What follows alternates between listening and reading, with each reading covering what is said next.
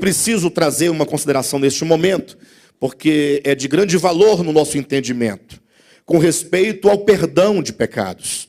Infelizmente, há duas correntes de pensamento teológico que falam sobre o pecado e eles ficam apenas na periferia do assunto.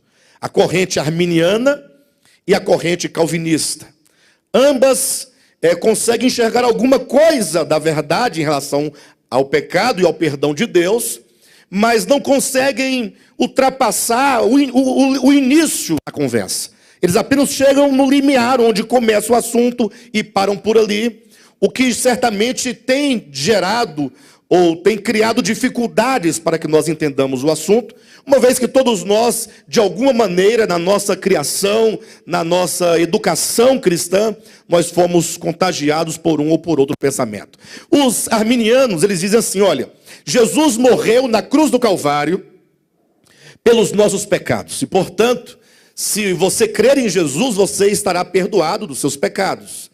E desde que você, uma vez que você tenha crido em Jesus e se arrependido dos pecados, Ele te perdoa os pecados, e agora você vai andar em santidade de vida, para que no último dia você possa, ou no dia da sua morte, ou no dia do arrebatamento da igreja, você esteja em condições de ser arrebatado, ou de ir para o céu. Ou seja, e aqui se encerra o assunto do pecado, pelo menos no que diz respeito às pregações de púlpito. Lógico que eles têm suas teologias, e eles se aprofundam mais, mas a teologia, enquanto ciência teológica, não é para o povo.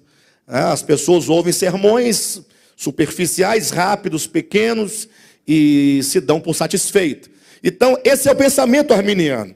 Jesus morreu por mim, e a sua morte me perdoa os meus pecados, e uma vez perdoado, agora eu posso ser salvo, desde que eu me mantenha, a partir de então, em santidade. De sorte que, grosso modo, se entende que, se esse cristão, dentro dessa perspectiva arminiana, ele deixar de caminhar em santidade, e entenda a santidade como sendo os procedimentos religiosos próprios desta ou daquela denominação, ou seja, as igrejas vão dizer o que é pecado e o que não é pecado.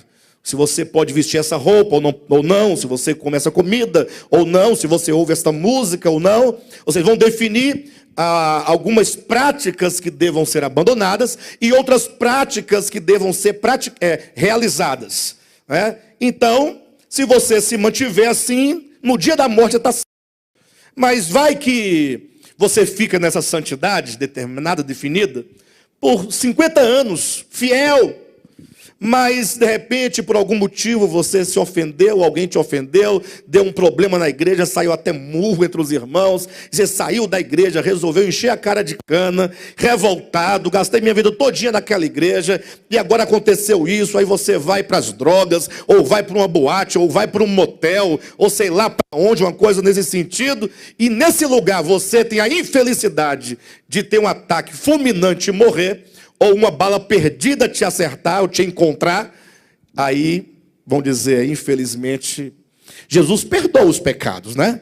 Agora, essa pessoa não se manteve na prática da santidade, e infelizmente, azar dela, ela morreu exatamente quando ela não estava na prática da santidade dela. Então, todos os 50 anos de dedicação, de serviço, de santidade, sei lá como é que é, não serviu para nada. Essa pessoa vai para o inferno, queimar no lago de fogo. Alguém já ouviu algo semelhante a isso? Muito bem. A linha calvinista, em contrapartida, parte de premissa diferente, porque eles acreditam na doutrina da eleição e predestinação. É aquela velha máxima conhecida da maioria dos cristãos, né? Uma vez salvo, salvo para sempre.